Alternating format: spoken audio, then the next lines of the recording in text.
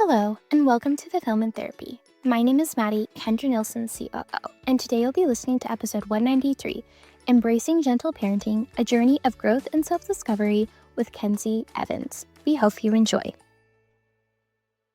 Welcome back to Fulfillment Therapy. Today we have an amazing returning guest, Kensi Evans. Love having her on the show. And I just really wanted to pick her brain again. I just feel like this itch to have you on every so often. As you know, I've had you on quite a bit. But today she's going to speak to us about honest, gentle parenting. And I'm excited to pick your brain a little bit. So tell us a little bit about that. And for those listeners that don't know who you are, can you give us a little recap on you? Yes. Okay. So I'm Kenzie. We are currently living in Costa Rica. I have four boys, and I would not claim the title of expert in parenting because I don't know what I'm doing. And so, hence, trying to figure it out. My husband and I have been married for 13 years, and it is always an adventure. So, Background for those that don't know, I met Kenzie when we went and lived as a family in Costa Rica for a month, and she is just, you can tell right away, like kindred spirit, beautiful soul, so much fun to pick your brain, and so glad you met you. That like you're the reason, a large part of the reason why I want to just go country hopping and meet all the beautiful people and all the beautiful places. So thank you for adding to my adventure.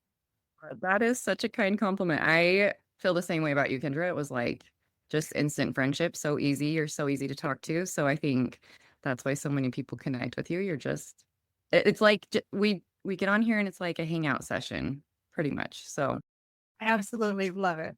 Well, okay, so tell us a little bit. You said you're not an expert in parenting, and I would say that anyone that says they're an expert in parenting, I don't know that I would really trust them personally. Because correct. can you really be an expert in parenting? I think the people that I would trust if they said they're an expert in parenting, but then they like in the same sentence own that the field is constantly evolving and we're constantly growing.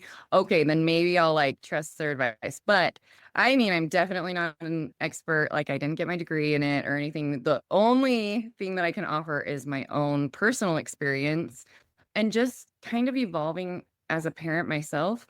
I would say that I grew up, I don't know how to explain it because it wasn't like my parents were super physical parents. Like, I don't remember really getting spanked a ton or maybe grounded, but for the most part, it wasn't huge for me. But I do remember struggling with that mindset of what is the right way to parent. Like, I did utilize spanking sometimes in my earlier parenting with my older kids because I didn't know what to do. And this idea of gentle parenting sounded completely unrealistic. It sounded like voodoo, hippy dippy parenting for parents that have one child, right?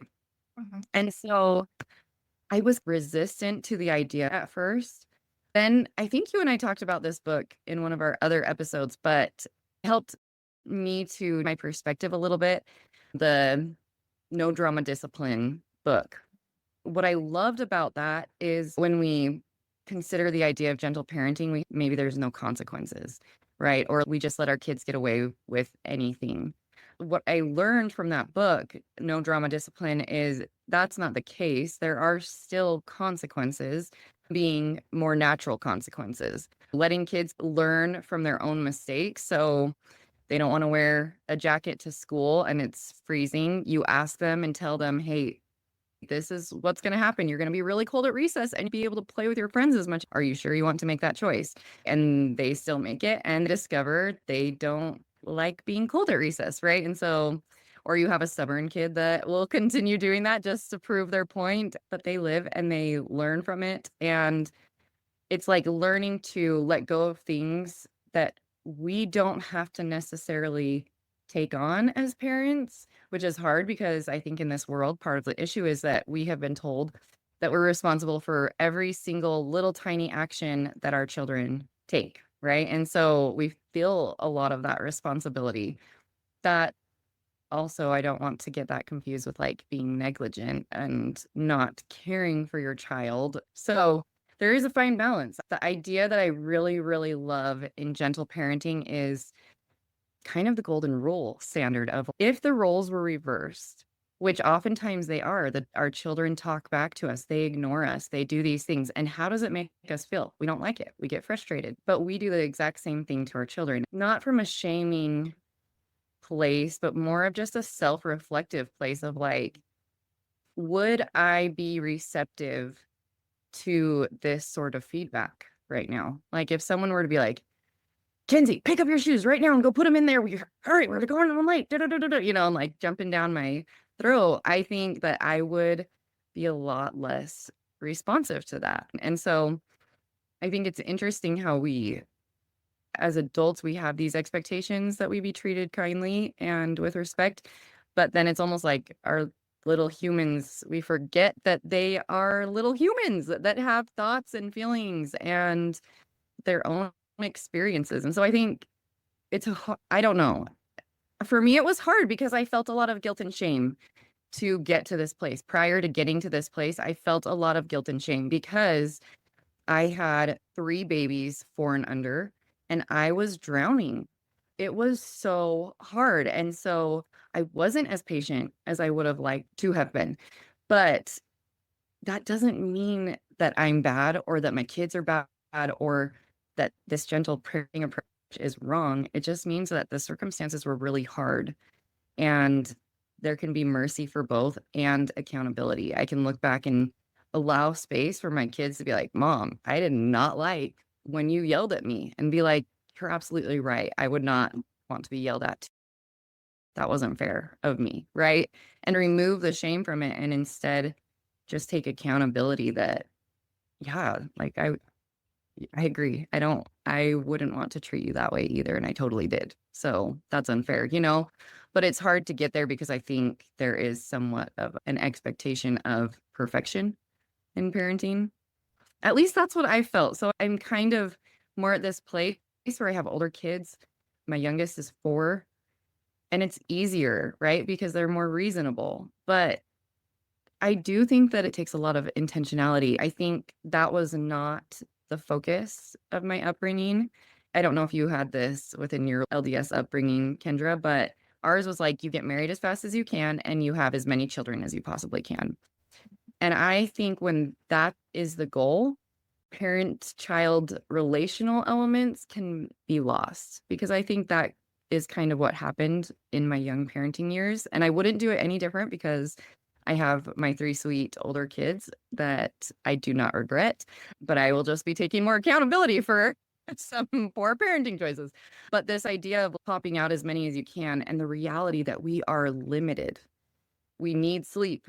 We need time to rejuvenate. And when you have children that young and that close together, the reality is that we're limited, right? And I think especially too, I think there was also this cultural element of doing it on your own, serving everyone else. So then not only are you beyond burned out at home, but you're also expected to give to everyone else too. And that I can totally attest to that being a reality for me too. And so I think just having the awareness that parenting does need to be intentional if you want to go about it in a gentle way. And that can be challenging sometimes. Also, the gentle parenting part is there are consequences for my kids, but then there's accountability on my part. I don't have to do it perfect, but when I do make mistakes, I take accountability. I don't blame it on my kids like, well, if you would have just listened the first 3 times, then we wouldn't be here, like instead of being like, you're right, I lost my cool, I was impatient, and that's on me. So I'm sorry, and just taking accountability. So that's something that I love about the gentle parenting concept is consequences for kids and their choices, yes, but not these ones that we kind of impose on them that can be harmful.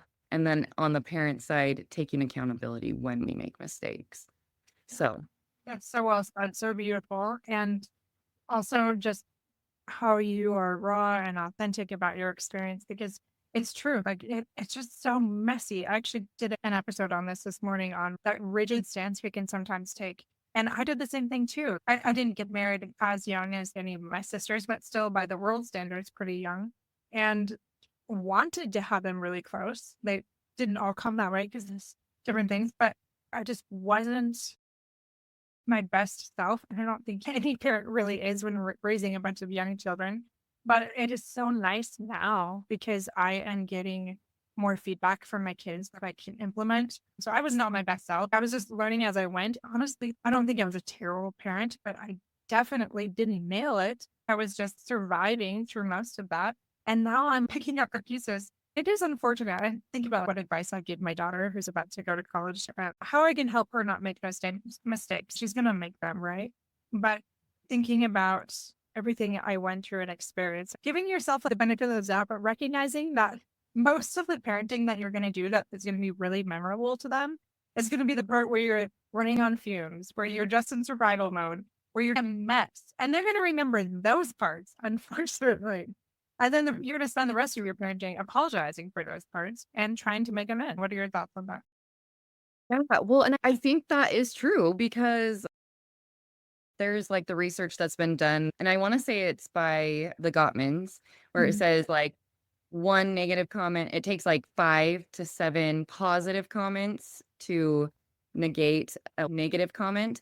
And I'm like, okay, that makes sense then, right? Like if, and we can be doing great in a lot of ways, but if we consider that we're also limited in time, and if we have multiple children, so we may be like, doing it good, but if we come back to this kid and it seems to consistently be that we're getting on their case or something, we're not negating those negative comments as much as maybe is needed. And so I think, honestly, that used to feel depressing to me, kind of like the idea of having to apologize for my parenting mistakes.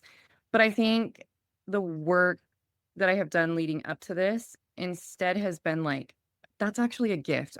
Our adult children are coming, and them expressing that first shows that you've created a safe space where they can give you feedback. Even if it's not the feedback that we would love to hear, them coming to us, that's a win, right? The opportunity to make repair is a gift, right? The idea that we're supposed to have it figured out is just a fallacy. Each of us are doing this.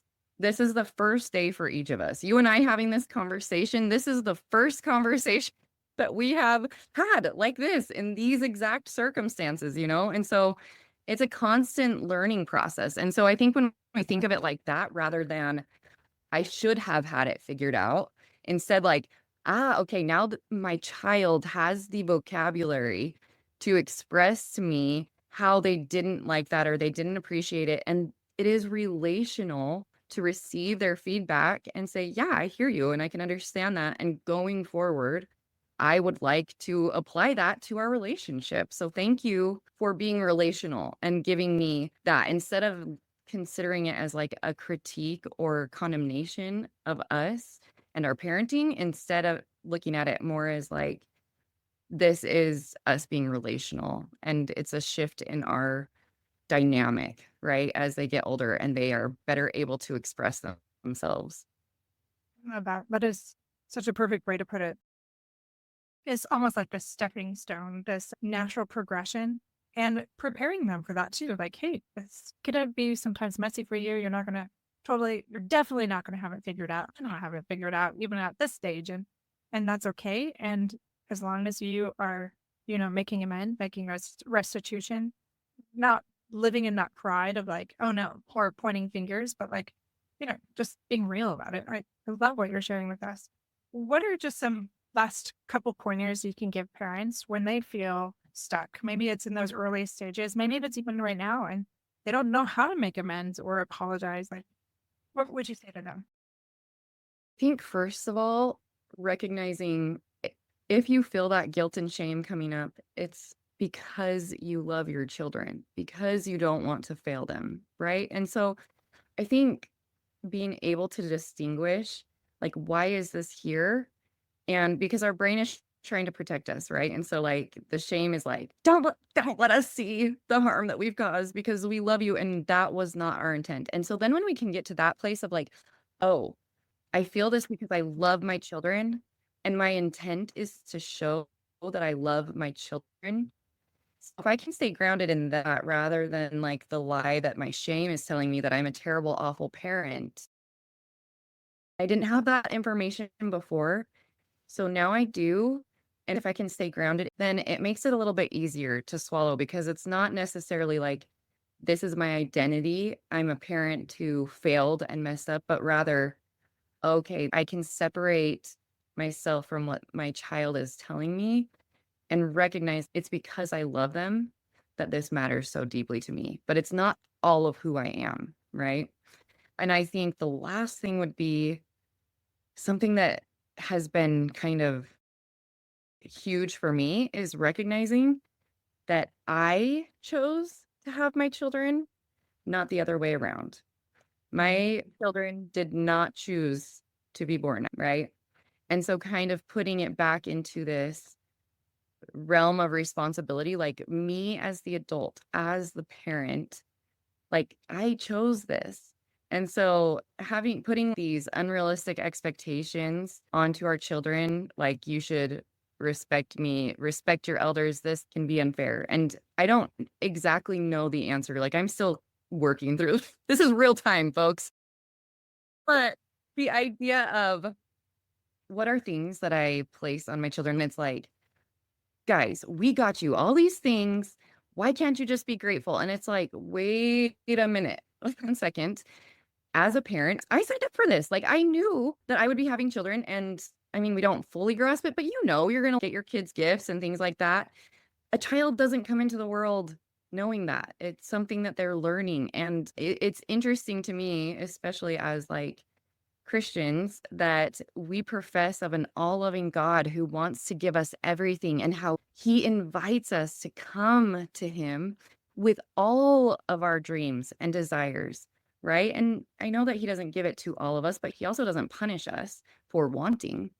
But I have seen in myself this like, "Ugh, can't you just see how grateful or like how great I am for getting you this stuff? Like, just have gratitude." And instead of being like, oh, okay, this is normal. And it's even in me as an adult, like my adult relationships that I believe in. And even with them, like that reverse psychology, like I have an expectation for them to give me something that I want because they don't have something that they wanted me. It's like just kind of eye-opening. And so I think my invitation would be for people to kind of first work on removing the shame so that they can begin to see inconsistencies in their own patterns and the expectations that we place on our children that we maybe don't hold ourselves accountable to as well. So it's hard though, and it's humbling. Yeah, very much exactly what parenting is. Stay tuned also. We're going to do part 2 of this, and she's going to talk about this in marriage as well. But yes, I would say the 2 most humbling things ever are marriage and parenting. So thank you so much, Kensi, for being on the show today and just speaking to this a little bit because it's something, honestly, I don't think we can hear enough about. And it helps to hear that, like, maybe we're not killing it, like just awesome at everything. And maybe we're not as terrible as we think either. And there's hope. And I really appreciate that perspective that you're giving us today. So thank you. And I'm excited to hear more about what you have to share with marriage. So stay tuned for that as well. Don't forget to check out our website for our new courses. And we will see you back here in just a few days because Mondays and Thursdays have all new episodes. So we'll see you then. Thank you so much for listening to our episode today, and we hope it has been transformative for your parenting goals. As a reminder, please leave a review so that way we can help spread those positive ripples, as well as check out our new courses available on our website, fulfillmenttherapy.org. Thanks so much and have a wonderful day.